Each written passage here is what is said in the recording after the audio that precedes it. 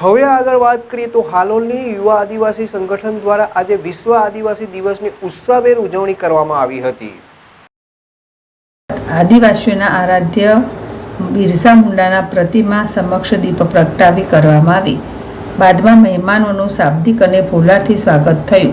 યુવા આદિવાસી સંગઠન સાથે જોડાયેલા માસ્ટર હિતેશભાઈ બામણીયાએ સમાજને શિક્ષણનું મહત્વ સમજાવી વધુને વધુ યુવાનોને શિક્ષિત થવા માટે પ્રેરિત કર્યા.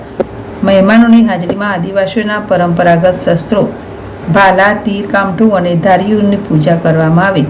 કાર્યક્રમ પૂર્ણ થયા બાદ આદિવાસીઓએ ડીજેના તાલે લોકનૃત્ય તથા પરંપરાગત રામઢોલના તાલે નૃત્ય કરતા રેલી કાઢી ફરી હતી. લાલ લીલી પાઘડી પહેરી અને હાથમાં પરંપરાગત શાસ્ત્ર ધારણ કરેલા આદિવાસી યુવાઓએ કિલકારીઓ સાથે રેલીમાં ભાગ લઈને લોકોનું ધ્યાન ખેંચ્યું.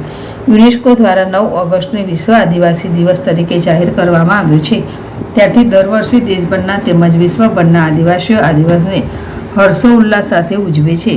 ગુજરાત સરકારના વહીવટી વિભાગ દ્વારા પણ રાજ્યભરમાં આ દિવસની ઉજવણી કરવામાં આવી છે. કિરણ ગોહિલ, ZSTV, પંચમહાલ.